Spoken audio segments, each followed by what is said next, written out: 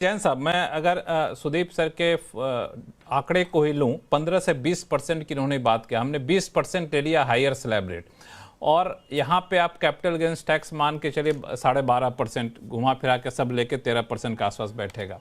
तो इतने टैक्स देने के बाद इस रिटर्न पे एफआईज आना चाहेंगे अभी कि अभी और वेट करेंगे? उसे मैंने रुपी करेंसी को छोड़ ही दिया।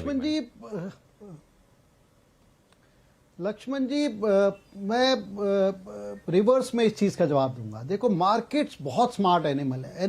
एफआईज या एफआईज के जो I would say research analyst हैं वो भी काफ़ी स्मार्ट एनिमल है, और मार्केट को बहुत अच्छी तरह माइक्रो तरीके से टाइम करना बहुत मुश्किल है। मार्केट की या जो मार्केट के बिगर पार्टिसिपेंट हैं, ईगल आइज होती हैं कि उनकी, और 6-6 महीने पहले ऐसा आभास हो जाता है what may happen in the country, in the economy, in the markets. तो ठीक है, अभी माइक्रोज हमारी जो हमारी इकोनॉमी के हैं, हमारी कंट्री के बहुत बेहतरीन ना, और उस वजह से जो हम एक शॉर्ट टर्म सेलिंग देख रहे हैं, आई थिंक ये बहुत ज़्यादा लंबी नहीं चलेगी। ठीक है, I think it has been extended selling, 1.5-2 साल से सेलिंग चल रही है, काफ़ी बड़ा क्वांटम हो गया है, but I think dawn is round the corner. और अगर हम देखें क्या क्या जो बहुत सीरियस पॉजिटिव्स हैं हमारी कंट्री के, हमारी इकोनॉमी के, लार्जेस्ट ग्रोइंग इकोनॉमी है वर्ल्ड की, तीसरी स्ट्रॉन्गेस्ट इकोनॉमी हम बन गए हैं, बनने वाले हैंगे, लार्जेस्ट डेमोक्रेसी है, kind of depth that is there in our market, जिस तरह की एफिशिएंसी है हमारी मार्केट में, जिस तरह की आई वुड से जिस तरह के एंटरप्रेन्योर स्किल है हमारी मार्केट में, जिस तरह के कॉर्पोरेट गवर्नेंस है, जिस तरह की बड़ी बड़ी कंपनियां हैं, आई थिंक ये सारे factors we just cannot ignore जो पिछले 1-1.5 साल में हो रही है। So it just a matter of time. ठीक है, अगर हम अब जो जिस तरह के आप आंकड़े दे रहे हैं, चाहे वो एक मार्केट में एक आभास है कि जब से ये कैपिटल गेन टैक्स बढ़ाया गया, that could have been one of the triggers कि मार्केट से पैसा निकला, but that is just added reason. I think जो प्रिंसिपल रीजन है, आज से 1-1.5 साल पहले मार्केट्स हमारी काफी आई थिंक हैवी हो गई थी, काफी महंगी हो गई थी हमारी मार्केट, और जब तक बाकी ग्लोबल मार्केट्स में इतनी सीरियस परफॉर्मेंस नहीं थी, what has happened in last 18 months, we should not forget. Chinese market अगर हम पिछले 12-18 महीने पीछे चले जाएं, काफी चीप हो गई थी। I think it was crying to be invested, तो काफी फंड्स वहां पर ट्रांसफर हुए। जापानीज मार्केट जो कि पिछले 10-12 साल से परफॉर्म नहीं कर रही थी, I think that has been performing very strongly for last 12-18 months. European market perform करी, यूएस मार्केट तो एक अपने ही एक अपने ही नॉन ग्रेविटेशनल उसमें चल रही है, आई डोंट नो क्या हो रहा है। So I think there are many reasons, और हमारी इकोनॉमी में एक स्लो डाउन देखने को मिला, करेंसी में भी हम देख रहे हैं कि दवा। सो एक काफी सारे रीजंस हैं। उसके बाद what has happened with what we call Trump tariff, I think that was something which was little unexpected, और जो एक सो रीजंस कुछ एक ऐसे रीजंस हैं जो दिखाई दे रहे थे, कुछ एक reasons just out of the blue आए। सो इन सब को हमारे को I think we have seen this kind of positioning बहुत बार देखी हमने पिछले 15-20 साल में मार्केट में, but it is just a matter of time कि हमारे रिजल्ट्स थोड़े इंप्रूव होते हैं, FI start coming back into the markets, और एक लॉन्गर टर्म विजन होता है। सो ऐसा नहीं है कि एफआईज हैव गॉन है और अगले 2-3 सालों वापस नहीं आने वाले। आई थिंक सूनर और later, I think very soon they would be returning back into our markets, और ऐसा कुछ नहीं है कि हमारे देश के प्रति उनकी कोई ऐसी कोई नेगेटिविटी है। आई थिंक मनी और पैसे का कोई कास्ट और कलर नहीं होता है, मेरा ये मानना है। India is too efficient, too strong a market to ignore. So मैं काफी ऑप्टिमिस्टिक हूं। मैं जैसा मैंने कहा कि आपको रेलेवेंट सेक्टर में बने रहना चाहिए, आपको इन्वेस्टेड बने रहना चाहिए, और जो बहुत शॉर्ट टर्म ट्रेडर नहीं है, those who are not playing the popup game, options game नहीं खेल रहे और अच्छा पैसा इन्वेस्ट कर रहे, आई थिंक हर डिप में इन्वेस्ट करना चाहिए। और आपका अगर 2-3 क्वार्टर का या 6 महीने से 12 महीने का व्यू है, I am pretty sure, I am pretty confident बहुत अच्छा पैसा बनेगा। मयूरेश जोशी जी, मैं इसी सवाल को दूसरे तरीके से आपसे पूछूंगा कि आपको क्या लगता है कि एफआईज कब तक आ सकते हैं और डीआईज कब तक मोर्चा संभाले रह सकते हैं? Laxman ji, I think DIIs have remained extremely strong. अगर आप नेट बेसिस पे लमसम या सिर्फ फ्लोज भी देखेंगे, या फिर भी काफी स्ट्रांग और तगड़े रहे हैं। और मुझे लगता है आई थिंक इतनी उथल पथल में जो मार्केट्स गया है, एक बहुत बड़े कंसोलिडेशन फेज में गया है, कहीं भी आई थिंक फ्लोज में डिसरप्शन देखा नहीं गया डोमेस्टिक फ्रंट पे। तो आई थिंक ये तो एक ग्रो होता ही रहेगा इन आवर ओपिनियन। दूसरा, आई थिंक एफआईज एफपीआईज की वापसी कब होगी, I think that's a question that यहीं पे रुकूंगा मैं। एक मिनट आपको रोकता हूं कि डीआईज का जो एंथो बना हुआ है उसके पीछे क्या वजह है? मार्केट में भरोसा है या फिर बहुत सारा कैश सरप्लस है म्यूचुअल फंड हाउसेस के पास, एसआईपी के जरिए पैसा लगाना है और पिछला रिकॉर्ड काफ़ी एक्साइटिंग है, इसे लोग लगा रहे हैं?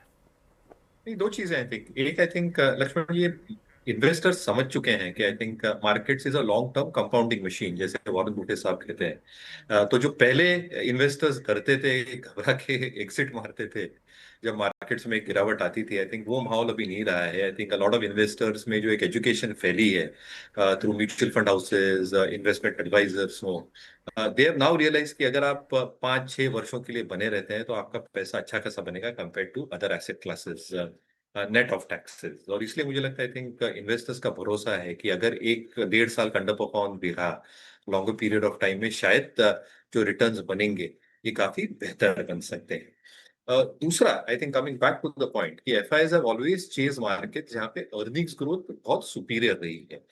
Post COVID, last 3 years, leaving aside the last year, I think earnings growth Indian context में बहुत superior थी compared to other markets, और इसलिए आप inflows Indian markets में देख रहे थे। Last 1 year से consumption slowdown के वजह से, जहाँ पे corporate earnings का एक slowdown भी हमें देखा गया था, FIs clearly sensed that, और इसलिए I think they started chasing either sovereign funds back in the US, which were dollar backed, or other economies as well.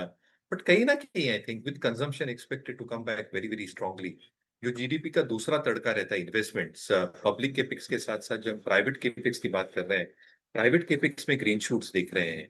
And as private capex starts coming back, तो जो main pillar होते हैं consumption and investments, ये GDP को सहारा देंगे। RBI has revised the GDP on the upside. Europe के साथ एफटीए एग्रीमेंट अगर सक्सेसफुली हम नेगोशिएट करते हैं अगले 2 से 3 महीनों में, तो उसका एक अमेरिकन इफेक्ट है, ट्रम्प इफेक्ट थोड़ा कम हो सकता है। और इसलिए मुझे लगता है, I think earning should come back very very strongly second half में, एंड दे शुड परसिस्ट। और अगर अर्निंग्स वापस आते हैं तो एफआईएस को कोई चॉइस नहीं होगा, क्योंकि ग्लोबली अगर आप देखें लक्ष्मण जी, आप एक चार्ट दे रहे थे of global economies forward valuation के हिसाब से, a lot of countries are dependent on export as a trade, जो शायद सर्कमस्पेक्ट हो सकता है विद टैरिफ्स गोइंग फॉरवर्ड, और कैसे डिमांड रहती है। और इसलिए आई थिंक इंडिया में अगर अर्निंग सस्टेन रहे कंपेयर टू अदर इकोनॉमीज, शायद एफआईएस की रिटर्न जल्दी आ सकती है। In my opinion, I think in the next 6 months FIS should slowly and steadily start coming back. ये आपने कहा कि धीरे धीरे एफआईज वापस आ सकते हैं। एक चीज़ और, चूंकि आपने टैरिफ की बात की, तो सुदीप सर, अब ट्रम्प का जो टेंट्रम था, लोग उसको भूल गए हैं या फिर उसका डर अभी भी बना हुआ है? चूंकि अब तो सारा कुछ हो गया, जो फार्मा आईटी बचा हुआ तो उसको भी उन्होंने अपने रडार में ले ही लिया है, तो अब डर खत्म होता जा रहा है।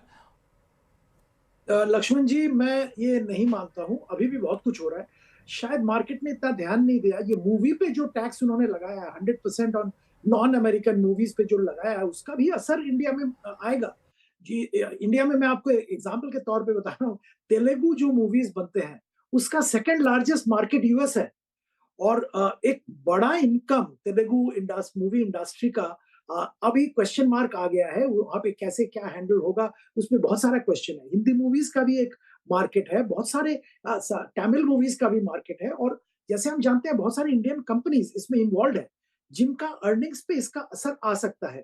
ये तो मैं एग्जाम्पल के तौर पे बता रहा था। पर एक मैं फार्मा के चीज एक बताना चाहूंगा। देखिए, लगता है कि हमने we have dodged the bullet pharma में जो टैरिफ लगा है, क्योंकि हमारे जो ब्रांडेड प्रोडक्ट्स नहीं है, सन फार्मा का ब्रांडेड कुछ है, वो भी एक तरीका निकल गया है। वॉकहार्ट का ब्रांडेड है, पर वो ईयू में मैन्युफैक्चरिंग होता है, यूएस टैरिफ 15% है। तो ये सब हम लोगों ने समझ लिया, तो फार्मा में कोई इंडियन में इम्पैक्ट नहीं है कह रहे हैं। पर सीडीएमओ, अब वहां पे कोई डायरेक्ट इम्पैक्ट नहीं है, बट सेकेंडरी टर्शियरी इम्पैक्ट आ सकता है। अब अगर ट्रम्प साहब सारे कंपनीज को मजबूर कर रहे हैं यूएस में इन्वेस्ट करने के लिए, तो बाय डिफॉल्ट शायद सीडीएमओ कंपनीज जो इंडिया में बैठे हैं, सीडीएमओ प्लेयर्स, उनका बिजनेस अभी यूएस बेस्ड एंटिटीज को जाना चालू हो जाएगा।